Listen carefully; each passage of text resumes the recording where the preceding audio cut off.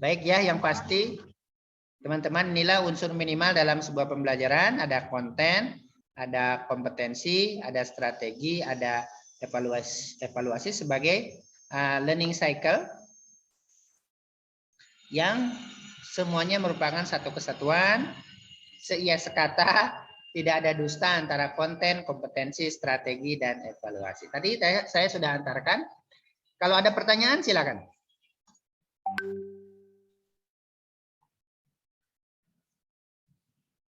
Halo, yang nanya dapat hadiah dari ketua kelas loh.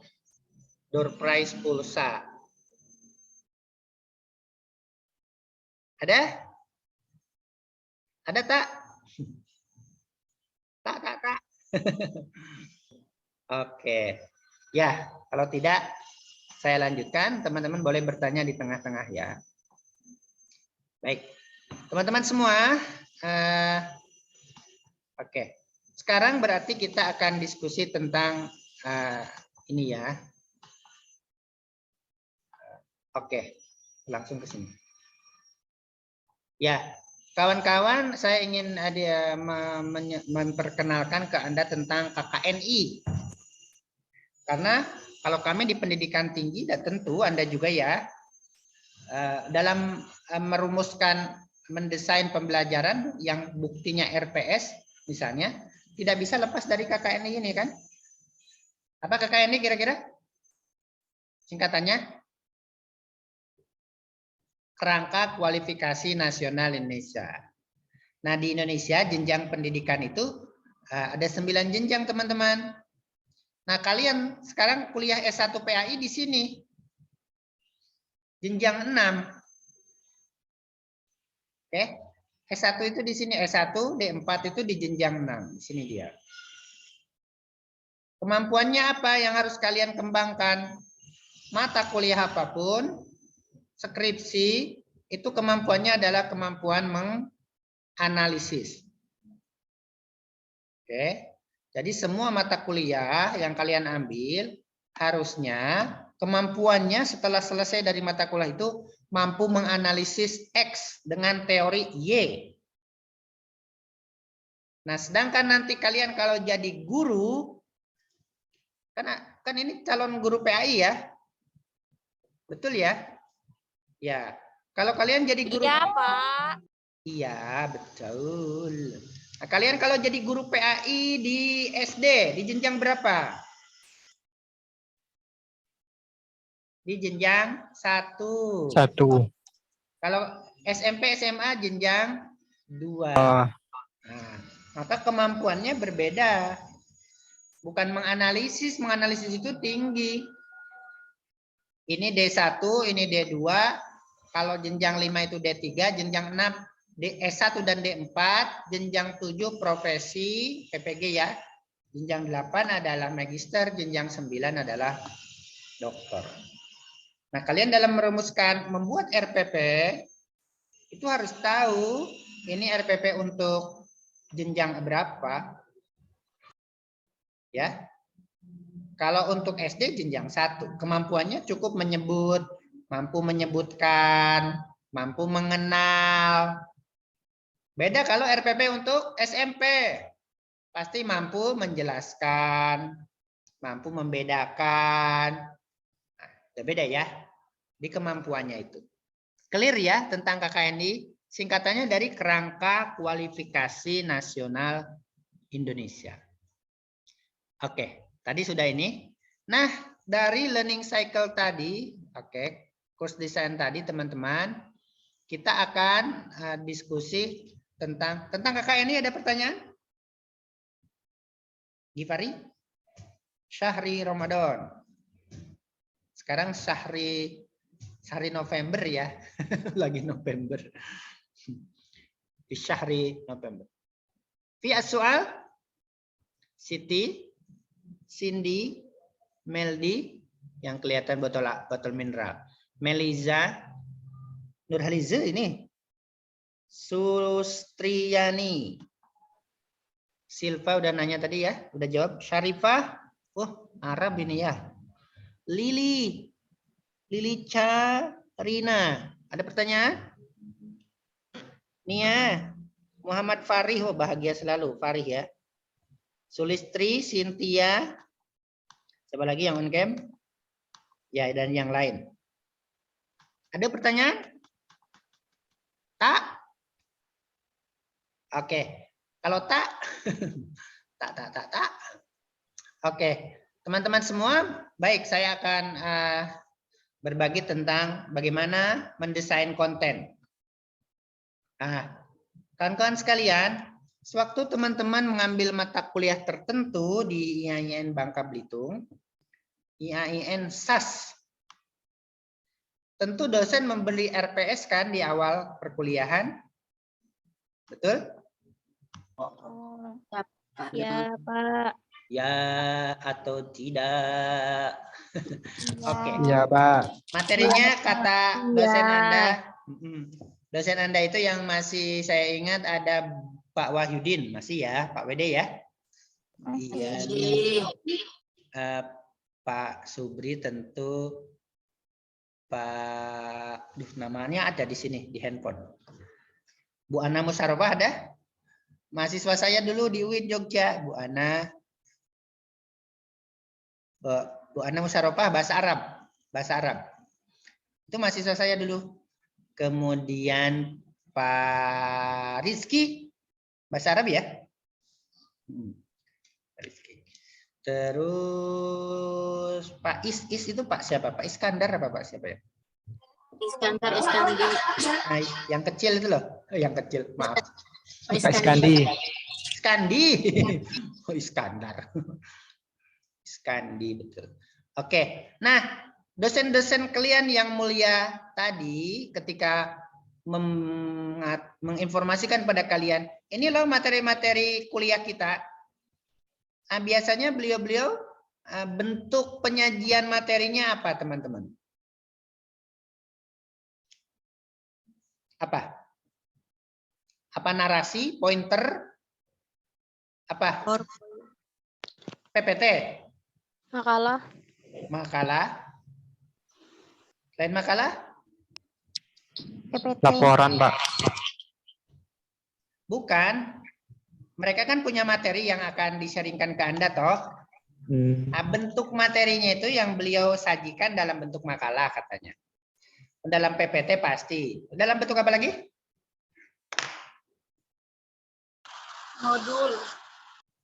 Good. Modul. Kalau di Sunda hati-hati ngomong modul ya. Jangan diganti dengan O. Modul. Apa lagi? Betul? Ya, oke. Ini ya, makalah. Beliau-beliau punya makalah, mungkin ini loh materinya. PPT nih 200 PPT, modul pembelajaran. Nah, semua ini dalam bentuk narasi kan teman-teman ya? Betul? Nah, saya sangat berharap bisa luring dengan teman-teman untuk ketemu langsung ya di Bangka guna mendesain materi ajar tidak narasi. Menurut siapa? Oke, dalam bentuk gambar. Oke. Kalau makalah berapa halaman, teman-teman? Satu semester ini loh materinya dalam bentuk makalah. Mungkin 10 halaman toh.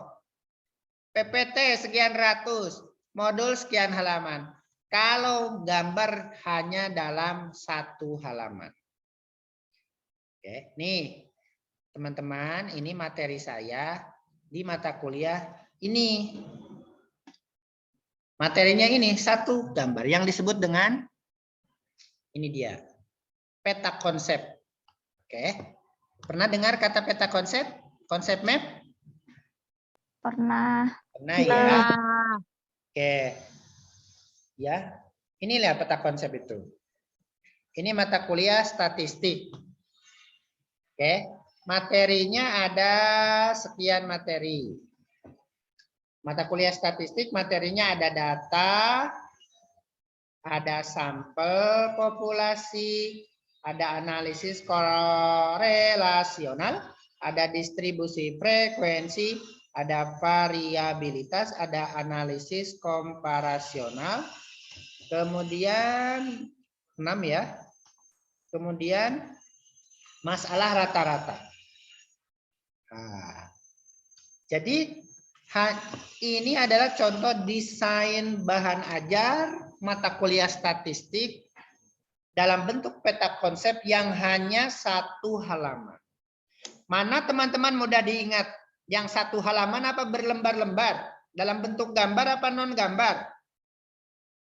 Gambar. Gambar. Betul, karena sesuai dengan psikologi kognitif kita kan? Karakter psikologi kognitif. Teman-teman kan sering lihat ketemu seseorang. Wajahnya ingat toh, gambarnya ingat. Tapi namanya siapa ya? Ketemu di bandara, ketemu di terminal, di stasiun. Ada stasiun nggak di situ? Ada stasiun nggak? Enggak. Nah, makanya kalian kuliah S2, PAI, dan S3-nya di Jogja sama saya di sini. Ya. Kalau lulus S1 itu, Nia, Siti, Sri, jangan nikah dulu. Jadi dosen dulu, S2 dulu, baru nikah. Itu ya, Sri? Bilang sama abangnya, abang nanti lamar sayanya kalau udah S2. Gitu. Abang nyari duit aja sebanyak-banyaknya dulu. Untuk beli rumah mewah, mobil mewah, baru nanti dilamar. Jangan hanya modal cinta, Bang. Itu kita nggak bisa makan dengan cinta. Ya gitu ya. Tulis ya. Meliza, Cindy, Silva, Lili. Iya, Givari, kau harus kaya biar bisa ini. Oke, itu dia. Nanti kuliah S2 sama S3-nya di Jogja ya. Di PAI Jogja ya. Oke. Itu ya, Melinda juga. Oke. Nah, ini contoh desain bahan ajar hanya 1 halaman. Dan bunyi toh kawan-kawan. Mata kuliah statistik membahas data. Data menentukan analisis korelasional. Sampel populasi didapat dari data. Data menentukan variabilitas, distribusi, data dibuat dengan distribusi, distribusi dihitung variabilitas ya, dan distribusi frekuensi dihitung dengan analisis korelasional dan komparasional, distribusi frekuensi dihitung masalah rata-rata. Ini namanya peta konsep. Dalam kehidupan sehari-hari kita menggunakan peta konsep kan teman-teman? Apa contohnya? Kalau tidak tahu ke apa itu mentok ya. Yang di barat mentok. Kalau nggak tahu mentok. Kalau kalian ingin ke mentok, itu yang kalian cari gambar apa? Sekarang di HP kan, Google Map kan gambar toh. Kalau kalian cari mau ke Muntok, apakah cari makalah tentang Muntok? Cari modul tentang Muntok? Enggak kan? Yang dicari peta, gambar kan? Belok sini, pakai Google Map kan pakai gambar toh? Coba tanya Google Map. Muntok. Google Map pasti mengeluarkan map kan? Bukan posisi Anda sekarang di IAIN. Balik kanan sekali, kemudian Anda harus jalan. Tidak dikata-katain, tapi langsung dikasih peta. Kalian, kita semua mempraktikkan peta konsep dalam kehidupan sehari-hari, toh? Oke, nah itu dia. Sip. Nah, apa toh peta konsep itu? Teman-teman, konsep itu adalah konsep-konsep pokok. Di sini konsep pokoknya ada 7 kan? Ya, Bu. Ya. Oke. Ini betul tuh. Matikan dulu. Ya. Kemudian hubungan-hubungan yang mengaitkan satu konsep dengan lainnya. Nah, di sini dihubungkan. Ada panah-panahnya ini. Nah, nanti sama saya kalau di sana belajar buat peta konsep. Kalau saya ke Bangkaya. Kemudian diagram atau peta yang merepresentasikan hal-hal yang penting. Oke, ini kan yang penting-penting nih. Yang rinci-rinci nanti di kelas diajarkan. Yang indikator-indikator di kelas. Oke. Kemudian yang terakhir berasal dari psikologi kognitif. Nah, ada konsep tentang pembelajaran bermakna, nanti kalian cari. Oke. Jadi Anda berhasil belajar bermakna di mata kuliah apapun kalau bisa menghubungkan satu konsep dengan konsep lain. Kalau tidak bermakna, berarti tersesat toh. Kalau tidak bisa menghubungkan jalan petaling dengan kace, dengan muntok, tersesat itu. Tidak bermakna itu. Betul kan? Begitupun dalam ilmu. Ilmu itu harus terhubung antara satu ilmu dengan ilmu lainnya. Oke, ini dia peta konsep. Oke, ini peta konsep. Oke, gimana buat peta konsep? Kalau saya ke sana, saya sharingkan. Satu, brainstorming materi apa yang akan diajarkan, materi besar. Tadi di mata kuliah itu ada 7. Kemudian, oke. Setelah itu tentukan yang utama apa? 7 tadi ya. Kemudian buat gambar.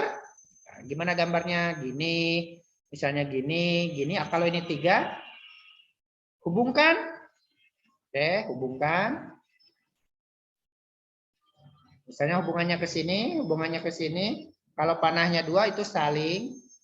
Kemudian beri label. Setelah dihubungkan, beri label. Kata-katain. Ini misalnya materi A. Ini materi B. Ini materi C. Baru dikata-katain. Misalnya A mencintai B. A loves B. C hates, benci B. A dengan C misalnya love, respect, saling mencintai. Ya, gampang kok ya. Baik, itu dia. Kalau ingin teman-teman dapat gambaran tentang bagaimana membuat peta konsep, kunjungi link YouTube saya ini ya. Silakan, di situ ada cara-cara membuat peta konsep. Jangan lupa nanti dikasih subscriber ya. Sama like. Ada di Roni Ismail channel. Nanti ada di Roni Ismail channel. Anda boleh nanti punya nomor WA saya, kemudian tanya-tanya apapun ke saya ya, teman-teman semua. Oke. Ini link YouTube-nya. Oke, good. Ini peta konsep mata kuliah saya ya di sini teman-teman. Mata kuliah resolusi konflik sosial keagamaan. Ini dia. Kalau ini ada 8 materi. Tapi ini agak berubah ketika saya copy ke sini. Ada religious conflict, ada konflik, ada social conflict, ada internal conflict relation, ada external conflict relation, ada conflict resolution, ada cultural approach, dan ada structural approach. Dan beginilah saya sebagai seorang ahli di bidang ini, misalnya dianggap ahli kan, menggambarkan peta konsep ini. Oke, nanti PowerPoint-nya saya kirim ke Anda ya, silakan WA ke saya. Oke, ada pertanyaan tentang peta konsep ini? Ya, ada mind map ya, yang mirip-mirip. Jangan salah konsep map, mind map. Ada ini contoh mind map ya, mind map ya. Mind map incorporate conceptual association, hanya asosiasi saja. Kemudian flowchart itu focuses on procedures of the test. Ini dia, kayak SOP itu. Oke, saya kira yang konten sudah merah, sudah tidak dibicarakan lagi. Sekarang kita akan ke kompetensi. Saya juga ada contoh RPP ya teman-teman semua. Silakan, ada pertanyaan dulu sebelum kita lanjutkan. Halo guys, mana pertanyaannya? Ayo, saya capek udah ngajar 3 kali. Kalau ngomong terus. Tapi ketemu Anda jadi semangat sekali. Semangat lagi. Mecas lagi. Ayo, pertanyaan tentang bagaimana mendesain peta konsep.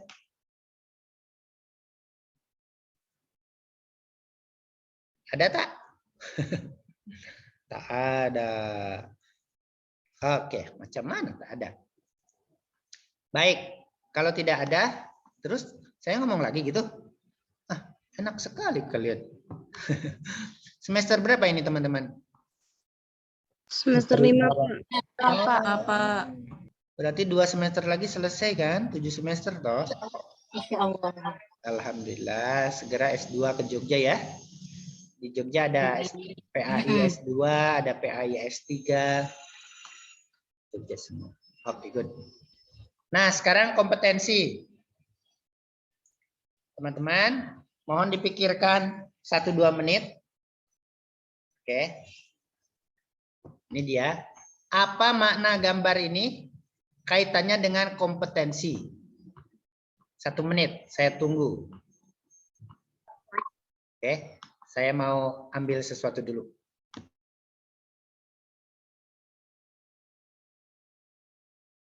Satu menit ya, apa makna gambar ini kaitannya dengan kompetensi?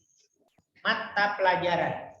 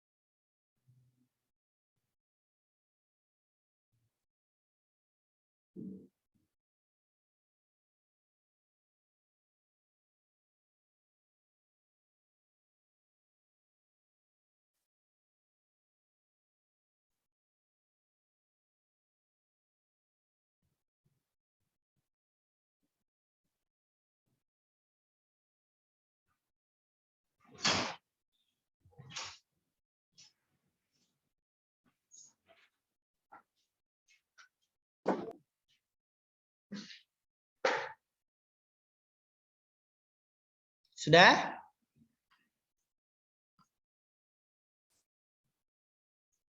Kawan-kawan? Bentar. Oke. Siapa yang mau sharing jawaban? Apa makna gambar ini kaitannya dengan kompetensi? Siapa? Saya, Pak. Ya, Nia. Gimana Nia? Ya, Pak. Di sini kan ada gambar arah-arah tujuan gitu. Nah, kompetensi itu misalnya dia punya kompetensi, masih bingung dengan kompetensi apa yang harus dimiliki dia. Jadi kompetensi itu akan mengarahkan dia ke tujuan hidupnya. Dia Jadi itu kalau siapa, misalnya, Nia? Yang kita sebagai pelajar. Oh, sebagai pelajar. Oh, ini tuh pelajar ya. Dia. Atau itu. Oke, dari untuk perspektif dunia pekerjaannya juga bisa. Dari perspektif pelajar, kata Nia, gimana Nia? Dia bisa apa gitu ya? Dengan adanya kompetensi yang maksudnya harus tahu tujuan kompetensinya yang dimilikinya itu nanti bisa bermakna buat kehidupannya nanti, bisa sebagai bekal dia untuk di dunia pekerjaan atau gitu. Oke, good try ya Nia, bagus. Yang lain?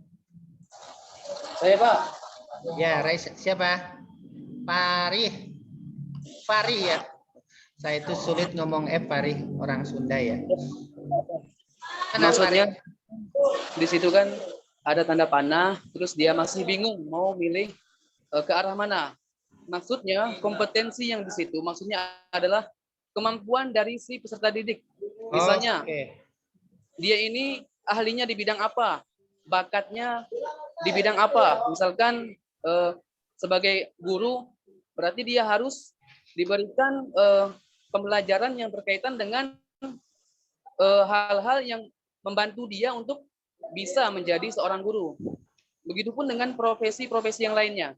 Jadi kesimpulannya kompetensi di sini adalah kemampuan atau bakat. Oke, Pari. Kemampuan peserta didik ya, Pari ya. Kita kan sekarang asumsinya lagi membuat RPP nih toh, teman-teman. Tadi RPP-nya sudah kita buat materi RPP tadi selain numbering 1 2 3 4 5, selain PPT, teman-teman juga udah buat dalam peta konsep. Gitu ya. Nah, sekarang gambar ini apa maknanya ketika kita buat RPP loh. Kalau dosen kan harus buat toh setiap semester. Kalau guru biasanya sudah ada RPP-nya ya. Dari buku paket itu. Kalau dosen kan harus buat terus tuh RPS. Nah, apa mana gambar ini tadi sudah nyenggol ya dari Nia dan Farih ya. Dari Farih. Yang lain? Halo, Pak. Ya, Mizlan. Apa makna gambar ini kaitannya dengan kompetensi di RPP yang akan Mizlan buat? Kalau menurut saya dari gambar yang tadi, yaitu suatu kemampuan seseorang dalam memilih atau menentukan suatu jalan yang ingin dicapai. Misalnya, tadi yang dosen tadi misalkan mau bikin RPP, tujuannya yang ingin dicapai itu apa saja misalnya gitu. Terima kasih, Pak. Kalau dosen RPS ya, Mizlan. Kalau RPP itu guru. Oke, beda sedikit. Ya, ini Pak Guru apa Bu Guru ya, teman-teman? Kalau dari sepatunya ini nih ya, ini Bu Guru. Tapi kalau dari kepalanya ini Pak Guru. Ya, oke, si guru ini, kalian kan calon guru yang dekat ya, bawa tas. Kira-kira tasnya apa, teman-teman?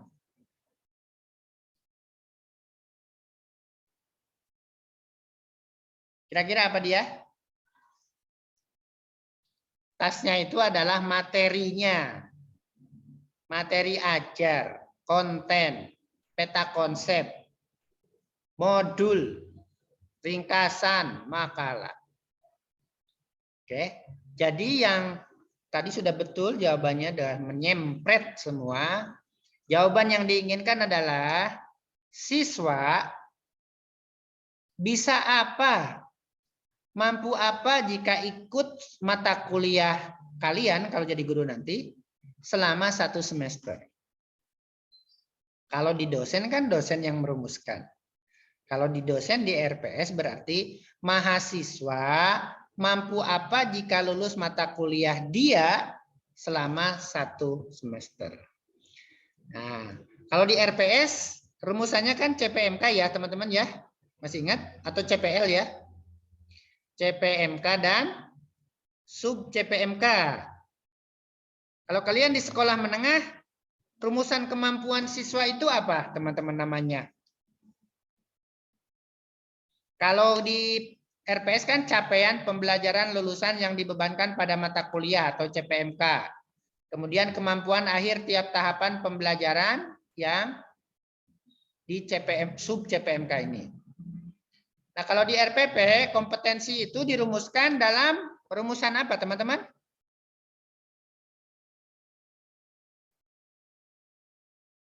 Silabus ya, Kak. Apa nih ya? Silabus ya.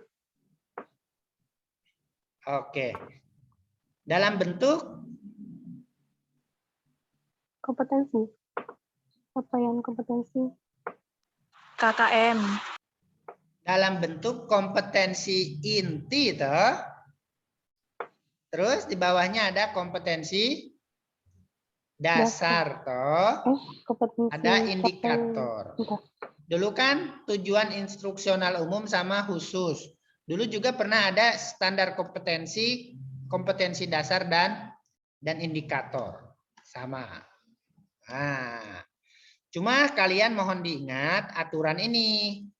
Oke. Kalau kalian ngajar di jenjang 3, kalau di jenjang 1 di SD sama D1 mana ya? Kok nggak ada.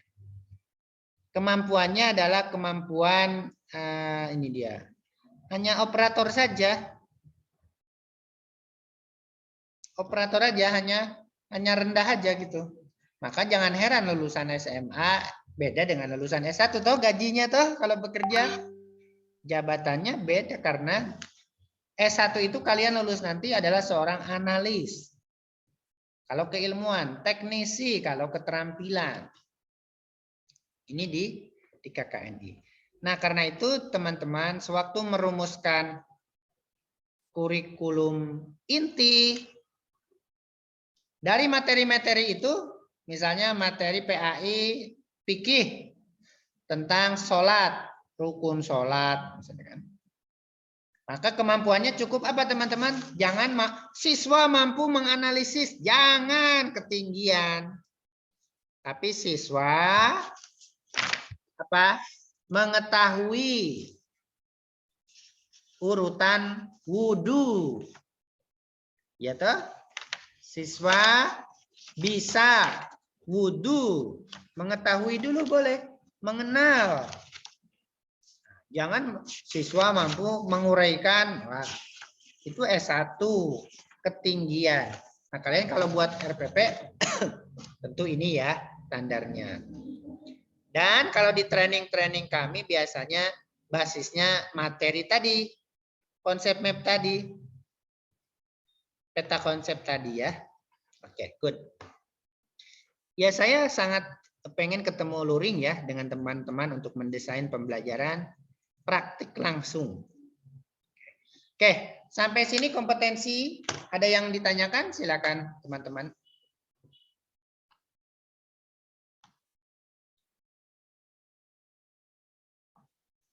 Mari bertanya. Ada? Oke, kalian adalah pendengar yang baik. Tidak bertanya. Good. Mas Tamir. Baiklah, teman-teman semua. Kalau gitu, kita udah ke strategi nih. Oke. Strategi. Strategi itu atau metode itu atau model pembelajaran itu kawan-kawan semua untuk apa toh? Kok repot-repot gitu mikir strategi? Untuk apa toh teman-teman? Dan ini bagian dari RPP. Ya, pembelajarannya itu lancar, Pak. Agar pembelajaran itu lancar bana gitu ya. Rancak bana. Bagus. Yang lain? Agar mencapai tujuan. Tujuan ke petaling, Sri. Tujuan apa, Sri? Tujuan pembelajaran. Kalau Sri itu orang Jawa ya, Sri ya? Sri Zia orang mana? Orang Bangka. Orang tua Jawa? Ya, Mbak. Oh iya betul. Kalau Sri itu Jawa. Sri itu putri lah, sejenis putri. Sri. Oke, good. Makasih ya. Sri, jawaban Anda agar bisa mencapai Tujuan pembelajaran. tujuan pembelajaran ya. Bagus sekali. Yang lain? Atau kompetensi ya, Sri ya? Yang lain? Anyone? That one? No one? Oke, good. Betul jawabannya Mbak Sri. Mbak Sri. Jeng Sri apa di sana ya? Ini wajib dapat hadiah dari ketua kelas. Bahwa apapun nama strateginya, metode pembelajarannya, untuk memastikan kompetensi tercapai. Betul. Untuk memastikan itu. Oke. To achieve, ya. Untuk mencapai strategi itu, untuk mencapai kompetensi. Makanya di pendidikan tinggi haram hukumnya ceramah sebagai strategi mengajar. Karena kompetensi di pendidikan tinggi adalah menganalisis. Oke. Itu ya. Nah, tapi kalau RPP kan untuk sekolah dasar dan menengah ya. Tetapi walaupun begitu ada intinya loh. Ada normanya bahwa ngajar di sekolah dasar dan menengah pun ada aturannya. Tidak boleh ceramah, tidak boleh pembelajaran pasif, tapi harus pembelajaran yang aktif juga. Oke, so sekali lagi strategi itu untuk memastikan pencapaian kompetensi atau tujuan pembelajaran. Oke, sip. Nah, ini loh aturannya, teman-teman. Proses pembelajaran pada satuan pendidikan dasar dan menengah menurut Peraturan Menteri Pendidikan dan Kebudayaan Republik Indonesia Nomor 22 Tahun 2016 tentang standar proses pendidikan dasar dan menengah itu satu, harus interaktif. Tetap harus interaktif melibatkan mahasiswa, siswa. Ya. Harus inspiratif, gak boleh guru manyun gitu, mencucu bahasa Jawanya.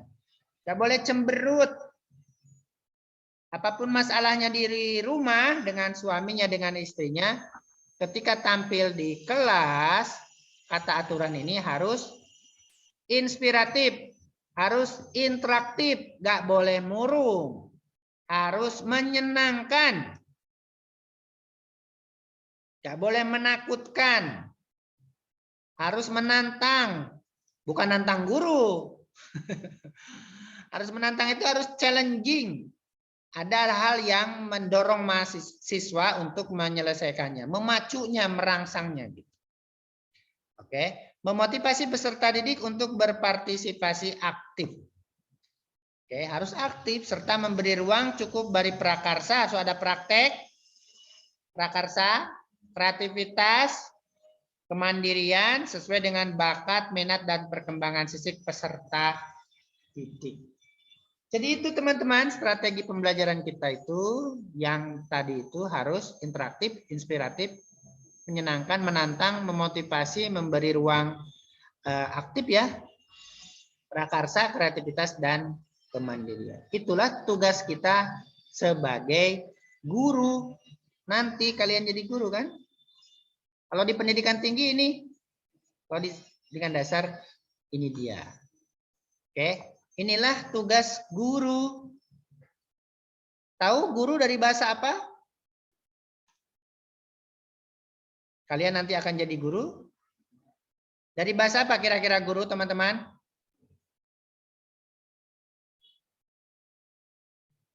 Harus tahu nih, calon guru. Di Jawa guru, di Bangka guru kan? Di Lombok tuan guru. Di Parepare di Sulawesi Andre guru, di Natuna saya sudah ke Natuna Cekgu, sama di Malaysia Cekgu, di Batak guru tak, di Cina guru, di India guru, di Jepang guru. Jadi guru itu bukan bahasa Jawa digugu dan ditiru teman-teman. Dari bahasa apa kira-kira? Sanskerta. Sanskerta. Apa maknanya nih ya? Memuji, dipuji. Dipuji ya. Gitu. Oke. Iya. Makasih, dari bahasa Sanskerta betul. Gu itu dari dua kata, gu dan ru. Gu itu az-zulumat. Oke. Gu az-zulumat. Ru itu dari maknanya, kalau ru maknanya adalah tanwir. An-nur. Oke, Jadi guru adalah sang pencerah yang memungkinkan siswa berubah dari az-zulumat, dari tidak tahu, dari belum tahu, dari belum bisa, bisa, menjadi tahu, menjadi paham. Catat ini. Gu itu artinya az-zulumat, ru itu tanwir, an-nur. Oke. So guru adalah sosok yang memungkinkan siswa berubah dari az-zulumat, dari belum bisa, belum mahir, belum kenal, belum sopan, menjadi tanwir, menjadi mendapatkan enlightenment, pencerahan, menjadi paham, menjadi bisa, menjadi mampu, menjadi sopan, menjadi soleh, itu ya, itu guru. Strategi itu adalah cara guru merubah siswa dari az-zulumat ke tanwir. Itu kan tujuan pembelajaran sikap kan gitu toh, tata nilai. Oke. Gu dan ru ini. Baiklah kawan-kawan, itu dia peraturannya. Kalau di pendidikan tinggi ini ya. Oke. Nah, kawan-kawan semua, gimana toh strategi pembelajaran yang harus itu ya? Harus aktif. Dari norma-norma tadi harus aktif. Kalian jadi guru nanti, jadi dosen, harus aktif. Haram ceramah hukumnya dari peraturan tadi kan? Nggak boleh ceramah tuh, harus aktif, menyenangkan, interaktif, inspiratif, memberi ruang prakarsa, apalagi aktif ya, haram ceramah. Oke, so haram ceramah. Itu bahasa saya ya. So haram. Mengapa ceramah haram? Oh, haram. Oke, daya tahan siswa untuk berkonsentrasi menggunakan indera terbatas tuh teman-teman. Teman-teman dengar penjelasan dosen lebih dari 5 menit sudah kabur kan? Oke, mendengar penjelasan saya kalau nggak ada PowerPoint, nggak ada coret-coret ini sudah kabur. Mudah terganggu hal-hal visual kan? Jujur sama saya. Kalau dosen kalian itu di kelas kalian, misalnya ada dosen perempuan, jilbabnya merah, bajunya pink, tasnya pink, sepatunya pink. Ngoceh terus di depan kelas. Setelah 5 menit, kalian mendengarkan ceramahnya, ngomongnya, atau memperhatikan bajunya, lipstiknya. Bajunya, Pak. Betul, karena memang itu jawaban kalian yang jujur. Setelah 5 menit, konsentrasi kalian sudah terganggu hal-hal visual. Paling kata Nia ini, ibu dosen ini tasnya bagus sekali. Ini beli online apa beli di mana ya?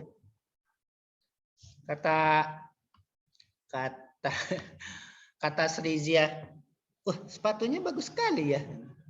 Ini beli di mana ya? Udah nggak dengar lagi itu. Ingat pacar malah di luar sana yang nungguin.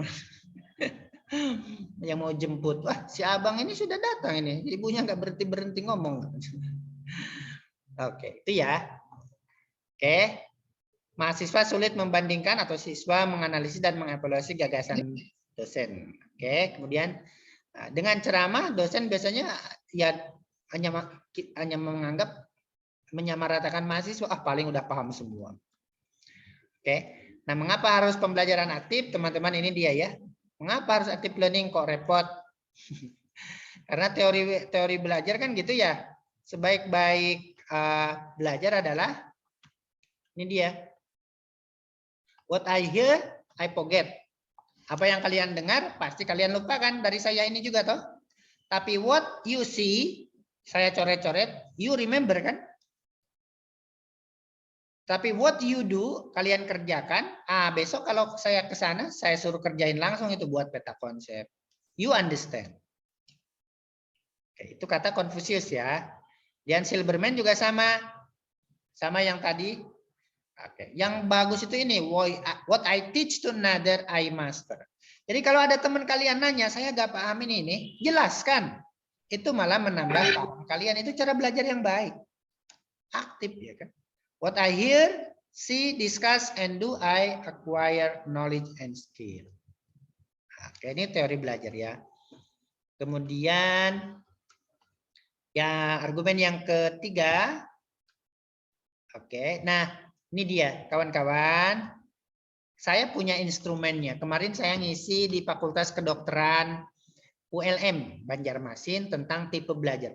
Kalian di sini pun sama. Kalau dikasih instrumen itu, worksheet test, kalau diteliti kalian itu terbagi 3 ini. Ada visual learners yang bagus belajarnya kalau melihat. Ada gambar, ada coret-coret dosen.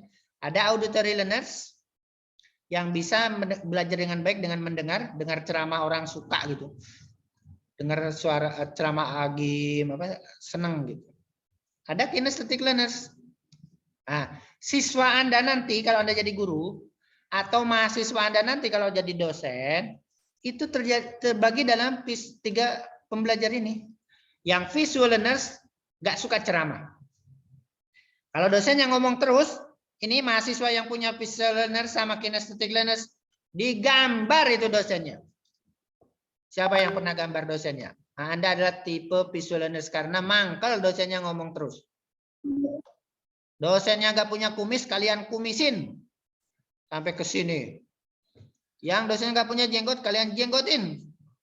Tidak salah karena kalian adalah tipe pembelajar visual sama kinestetik kan? Ya toh? Kalian ada gak di antara kalian kata dosennya? Gak usah dicatat. Sudah ada nih PowerPoint-nya. Tapi kalian tetap aja nyatat.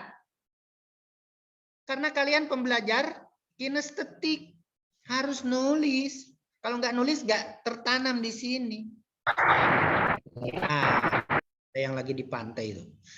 Oke, jadi kalian nanti kalau jadi guru jangan marah kalau ada siswa kalian bilang jangan ditulis anak-anak, sudah ada bukunya. Anak-anak itu nulis karena dia tipe pembelajar kinestetik. Harus dipahami, jangan dimarahi. Dasar anak bandel, jangan digituin. Karena dia adalah tipe pembelajar yang kinestetik. Oke, itu ya teman-teman harus paham itu. Dari type of learners ini. Oke, good. Ya, gitulah ngobrol-ngobrol kita hari. Ada pertanyaan? Oke, nah ini dia ya.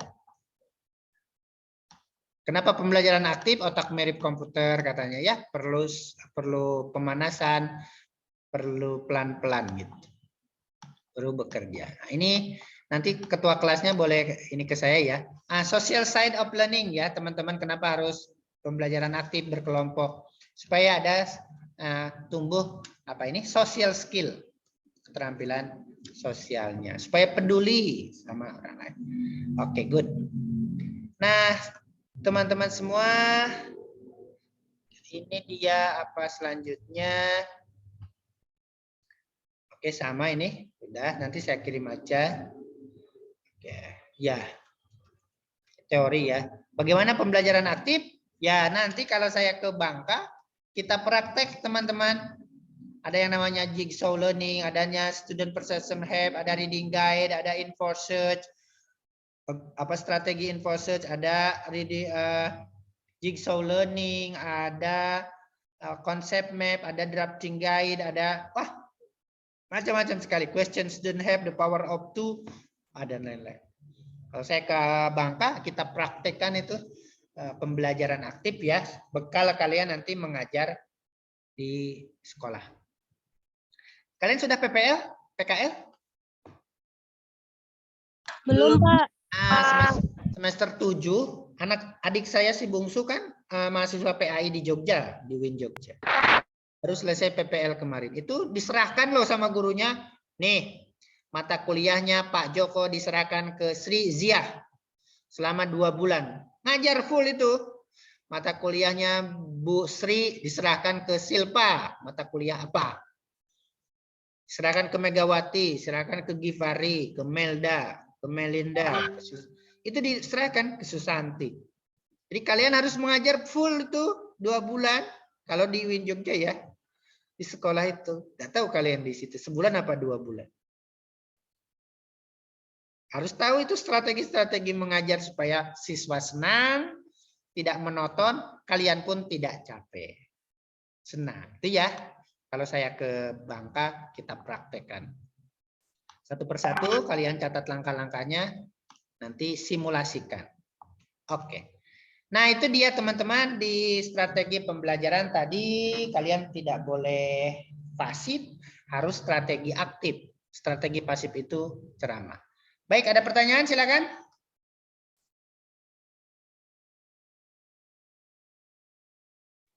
Halo? Kalian kok begitu terkesima dengan koar-koar orang Jawa ini? Padahal ini sudah keempat kali ngajar saya dari jam 8.40. Ajar psikologi.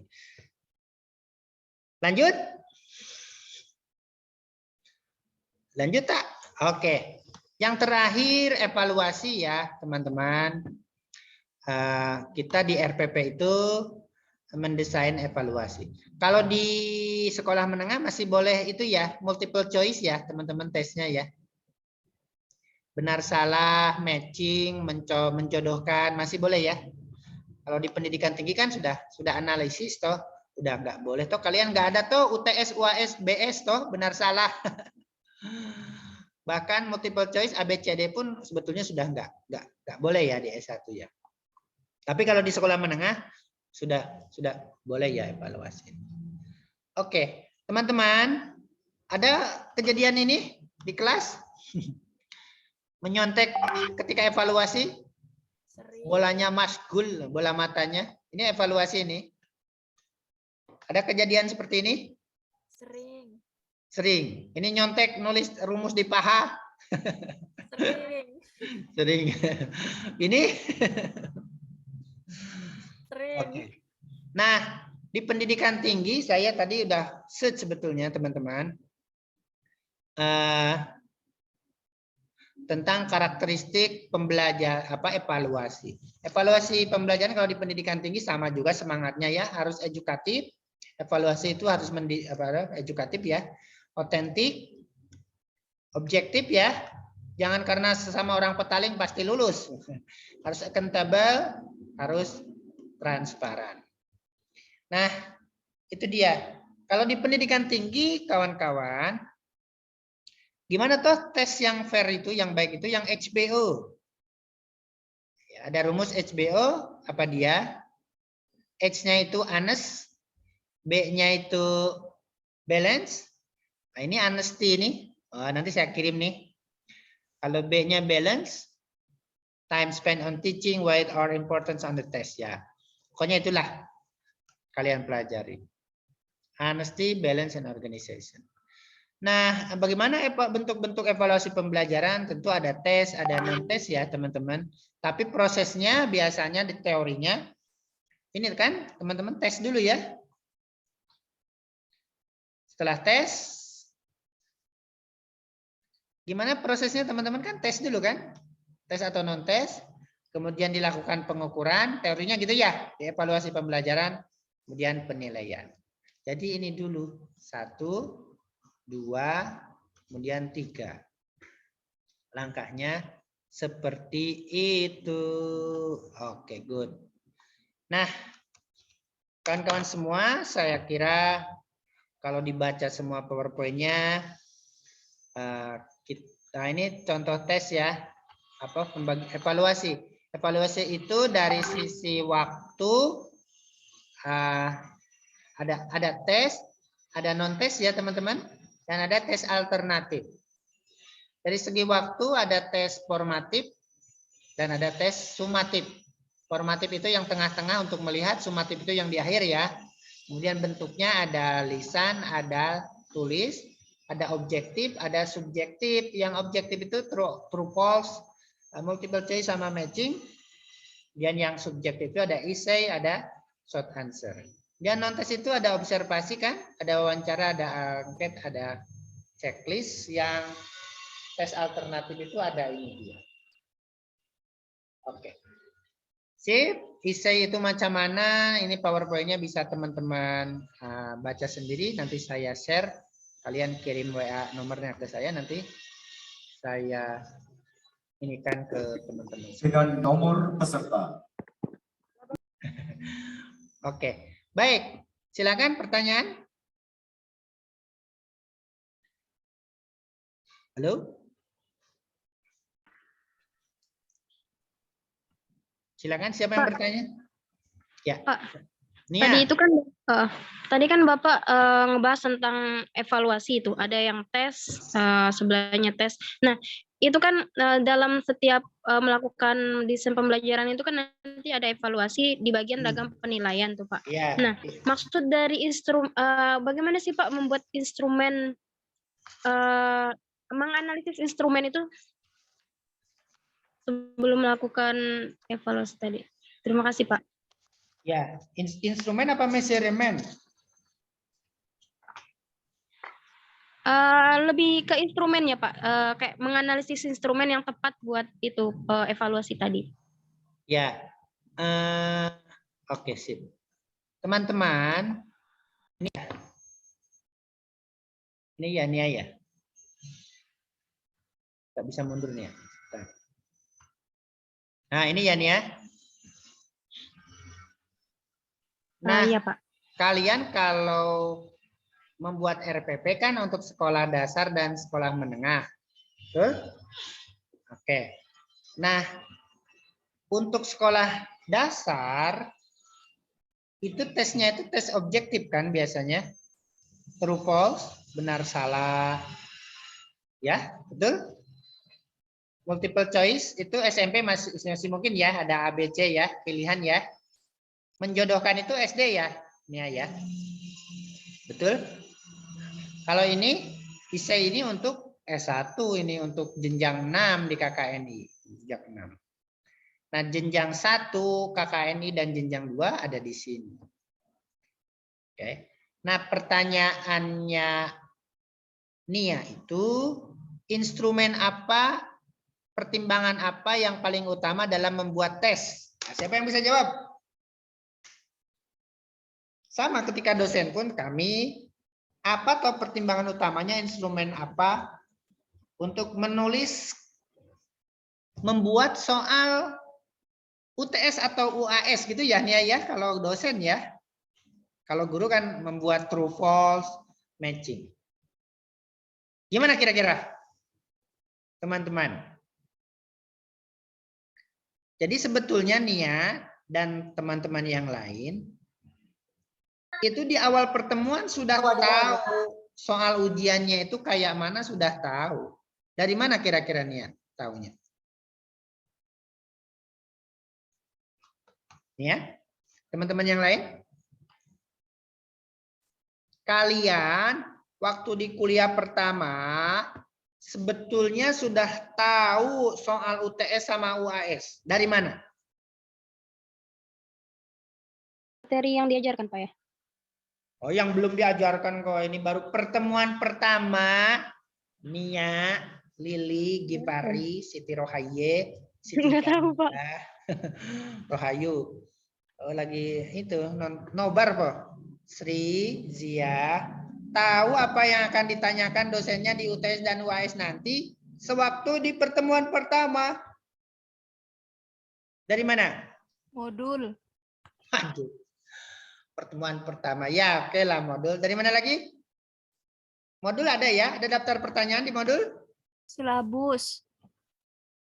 Ya, silabus bagian mana? RPS bagian mana? Sistem penilaian. Materi. Materi. Ya enggak. Oke. Saya kembali ke sini. Teman-teman masih ingat pernyataan saya tadi? Evaluasi itu untuk mengukur apa? Kalau strategi tadi untuk mencapai capaian pembelajaran, kompetensi. Kalau evaluasi untuk mengukur apa? Tingkat pemahaman. Tingkat ketercapaian kompetensi. Benar? Iya enggak? Nah, maka kalau kompetensi yang Nia dan teman-teman rumuskan, siswa mampu menyebutkan urutan wudhu. Siswa mampu menyebutkan urutan wudhu. Maka soalnya apa?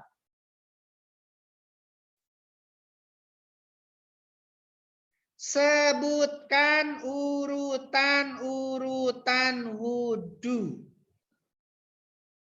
Ya toh?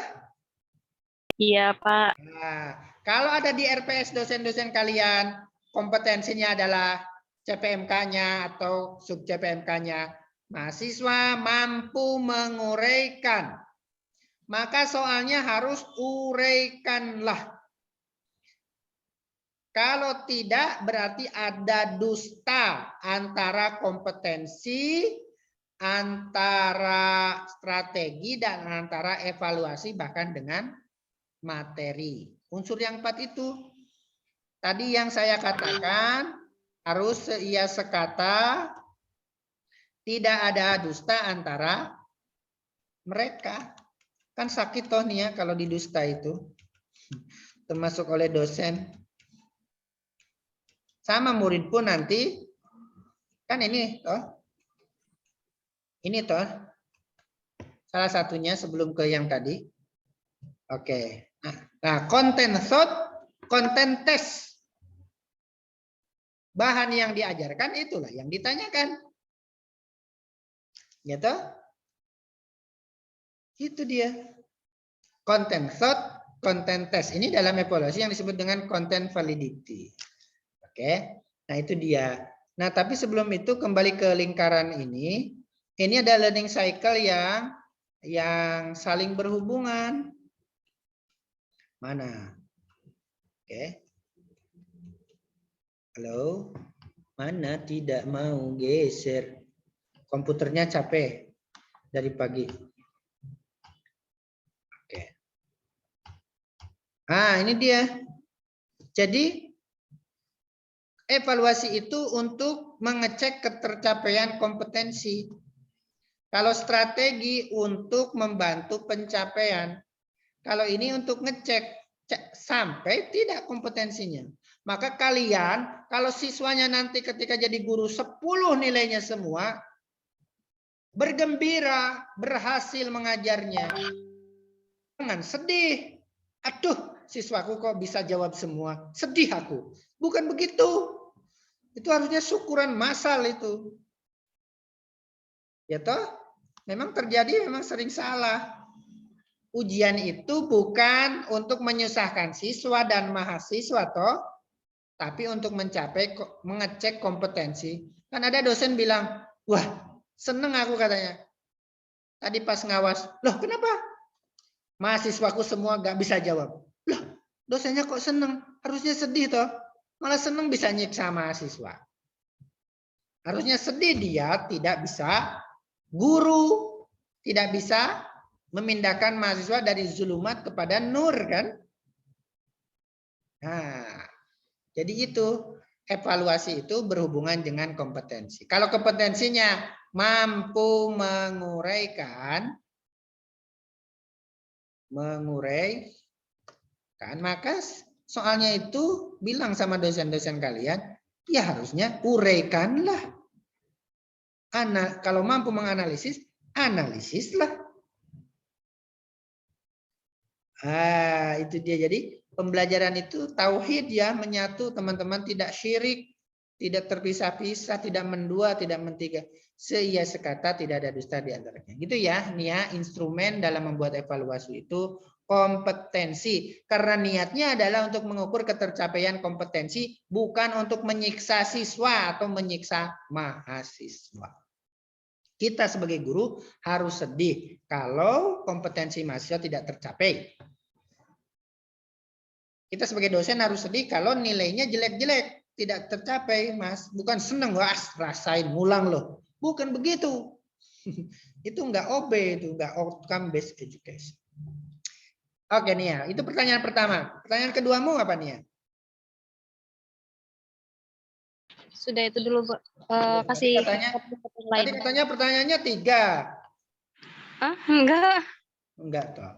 Ya, yang lain? Yang lain? Ustadz Subri sudah rawuh? Belum ya? Ada lagi? Halo? Coba bertanya, apa saja. Bertanya tentang kampus di Jogja boleh. Pengalaman persiapan jadi guru boleh. Boleh konseling juga, saya dosen psikologi. Saya punya masalah apa gitu. Silakan.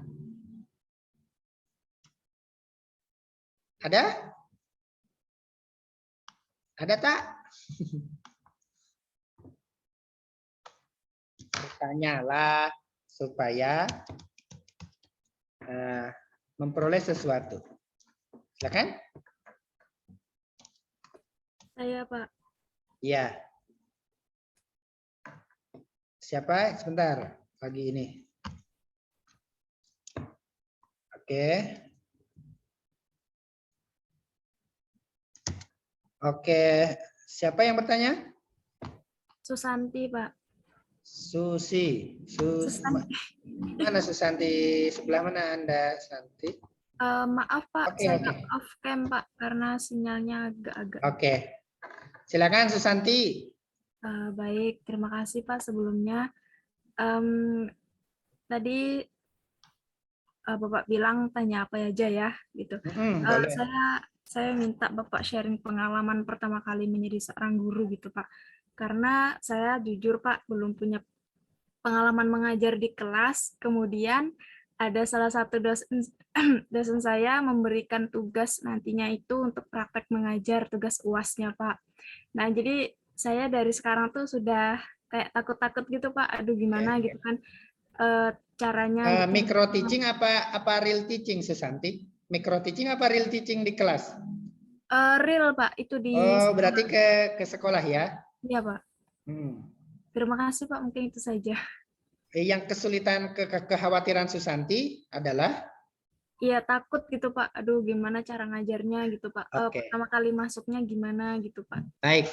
Susanti dan teman-teman yang lain, tadi Susanti bilang takut. Takut apa, Susanti? Takut salah, Pak. Takut salah. Ya, dalam menyampaikan. Baik. Saya akan coba dari sisi psikologi ya, Mbak Susanti. Yang kedua dari ilmu desain pembelajaran. Oke. Mbak Susanti punya anggapan takut salah. Itu yang bilang, oh Anda akan salah. Oh Anda akan salah itu orang lain, dosen Anda, guru di sana, kepala sekolah di sana, masyarakat sana, siswa sana, atau diri Anda sendiri? Diri saya sendiri, Pak. Nah, artinya teman-teman, paling banyak yang mengganggu kesuksesan kita, yang membunuh karakter kita, yang melemahkan kita, yang menghambat kita adalah siapa, Susanti? Diri sendiri. Oh, diri kita sendiri, betul itu, Mbak Susanti. Padahal sewaktu Anda nanti datang ke sana, siswanya itu semangat. Oh, ada Mbak mahasiswa, semangat sekali. Daripada guru-gurunya yang sudah tua-tua itu kan? Iya, Pak. Ada Mbak, mereka semangat sekali, maka Anda harus semangat juga. Mereka tidak mengatakan kepada Anda, Susanti, Anda akan salah. Susanti, Anda akan salah. Apa ada poster di sana? Susanti takutlah salah, nggak ada. Tidak, Pak. Mereka akan menyambut Susanti dengan gembira, dengan keceriaan, karena beralih dari Bu Guru yang sudah tua misalnya ke Mbak Susanti yang masih muda, energik, cantik. Nah, maka mereka menilai Anda positif, tapi justru yang merusak suasana, yang membuat pesimis, yang menggagalkan Susanti bahkan sebelum terjun adalah Susanti sendiri, bukan orang lain. Artinya salah Susanti. Maka Susanti harus merubah dari dalam. Mereka mengharapkan Anda, menunggu Anda, sangat senang, tetapi Anda meruntuhkan diri sendiri. Itu dari sisi psikologi ya, Susanti, teman-teman semua. Pak. Yang sering membuat kita kalah sebelum bertanding, takut sebelum turun, salah sebelum mempraktekkan adalah diri kita sendiri. Dan itu nggak boleh ada. Mulai sekarang optimis. Optimis Anda bisa. Karena orang lain menganggap Anda bisa loh, Mbak. Cuma Anda sendiri, Iya, Susanti sendiri yang menganggap. Itu dari sisi psikologis ya, teman-teman benahi Iya, Pak. bahwa Susanti itu yang ditunggu-tunggu oleh siswa gitu. Keren. Nah, dari sisi ilmu desain pembelajaran ya, teman-teman, Susanti sewaktu nanti mengajar itu berapa menit satu kali pertemuan, Susanti? 45 menit ya? Iya, Pak. Biasanya Nah, maka Susanti buatlah apa yang disebut dengan kalau bahasa kami di pendidikan tinggi teaching plan, Susanti. teaching plan. Iya, rencana mengajar nomor 1.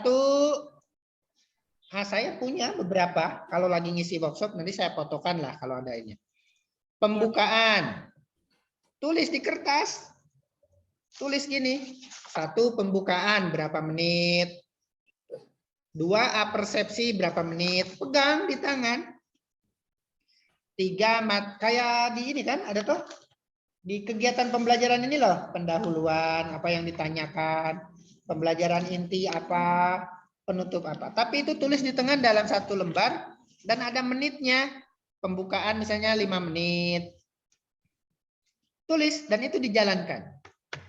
Itu dari sisi teknis ya Susanti. Anda akan pede. Anda akan siap. Kalau perlu belajar teriak-teriak di hutan. Sana kan banyak hutan. Kalau merasa suaranya pelan gitu kan. Iya, Pak. Ya. Itu yang kedua dari sisi desain pembelajaran. Yang ketiga Susanti, kan yang ditugaskan ngajar di sana kawan-kawan Anda yang lain juga kan? Tapi sekolahnya dipencar-pencar, Pak. Iya, sekolahnya kan dipencar. Iya. Maka 1 kelas ini boleh nanti seperti simulasi. Ketika Susanti maju, yang lain ini di sini ada Srizia, Silvas, Sandy itu pura-pura dulu jadi muridnya di kelas. Ya, yang ketiga Siti Rogayah. Simulasi dulu.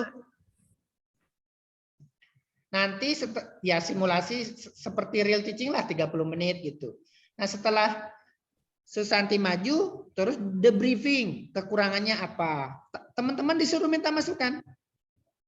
Kalau sudah selesai, ganti gurunya Srizia, yang lain jadi siswanya. Micro teaching dulu aja. Begitu akan lebih ya. Yang pertama tadi ya, mohon optimisme Anda diperbaiki secara psikologis ya, Susanti. Dan yang kedua secara teknis Anda pakai tim teaching teaching plan. Teaching plan. Langkah pertama sampai langkah terakhir. Yang ketiga Anda lakukan simulasi micro teaching bersama teman-teman. Pasti teman-teman pun siapa di sini teman-teman yang ketika disuruh ngajar di sini langsung gembira. Sama Zia bingung? Zia ada perasaan takut? Gifari ada? Siti Rogaya ada? Ada, karena kalian adalah calon guru kan? Iya. Artinya masalah Susanti itu masalahnya Srizia, masalahnya Gifari, masalahnya Siti Rogaya, masalahnya Melinda, masalah Mutiara, yang lain. Maka mari selesaikan bersama-sama di micro teaching itu. Itu ya, Santi? Iya, Pak. Siap. Terima kasih, Pak. Oke. Ada pertanyaan lagi? Susanti? Cukup dari saya, Pak. Oke, cukup. Yang lain? Ini ada di chat, ada pertanyaan di chat bukan? Mohon maaf Pak, saya izin keluar. Oh, bukan ini. Mohon maaf, mohon maaf semua. Bukan pertanyaan. Ada lagi? Oke, kalau tidak ada, semoga kita bisa ketemu langsung di Bangka ya, teman-teman. Langsung gitu. Sebelum PKL bagus. Saya akan praktekkan banyak strategi pembelajaran yang akan kalian bawa nanti sewaktu ngajar di kelas. Saya sudah bilang sama Ustadz Subri, saya nggak usah diberi HR, pokoknya saya dibelikan tiket pesawat, kemudian nanti tidur di rumah siapalah, di rumah Gifari gitu, nggak usah di hotel, di rumah Ahsan gitu, nggak apa-apa. Di musola kampus juga apa-apa toh. Yang penting bisa datang berbagi dengan teman-teman semua. Ada pertanyaan lagi? Ada Miranti, ada Sri Endang, ada Siti Rohayu, ada Siti Rogaya ya, ini kembar ya namanya ya. Ada? Sulistri? Cukup? Ustadz Subri masih? Ustadz Subrinya belum ada ya? Baik teman-teman, senang sekali bisa bertemu dengan teman-teman silaturahmi. Kalau ada pertanyaan boleh WA di saya ya. Nomor WA saya tulis di chat ya teman-teman. Di chat room silakan. Maaf salah. Silakan teman-teman kirim WA ke saya, nanti saya kirim PowerPoint ini ke teman-teman. 0813 285 33387 sudah saya kirim di chat room. Oke. Sudah? Sudah ditulis? Yang ketua kelas mohon WA saya siapa ya? Iya Pak, siap. Siapa ketua kelas? Saya ketua kelas 5G Pak. Susanti 5G Pak. Oh ini 2 kelas ya? Oke Susanti. Mohon WA saya ya 0813 285 333 87. Oke. Siap Pak. Kita belajar apa, Dek? Oh lagi ngajari adik. Baca huruf hijaiyah. Oke lah. Kita nanti baca. Nah, lalu bikin berkalian. Oke. Belum dimatikan Siti Rogaya ya. Baik, teman-teman semua, kalau tidak ada pertanyaan lagi, boleh bertanya via WA ya. Tadi nomor saya 0813 285 33387 0813. Oh, enggak ada sini ya. 285 333 87. Terima kasih sekali, mohon maaf banyak kekurangan. Marilah kita tutup bersama-sama dengan melafalkan hamdalah. Alhamdulillahirrahmanirrahim. Assalamualaikum warahmatullahi wabarakatuh. Waalaikumsalam warahmatullahi wabarakatuh.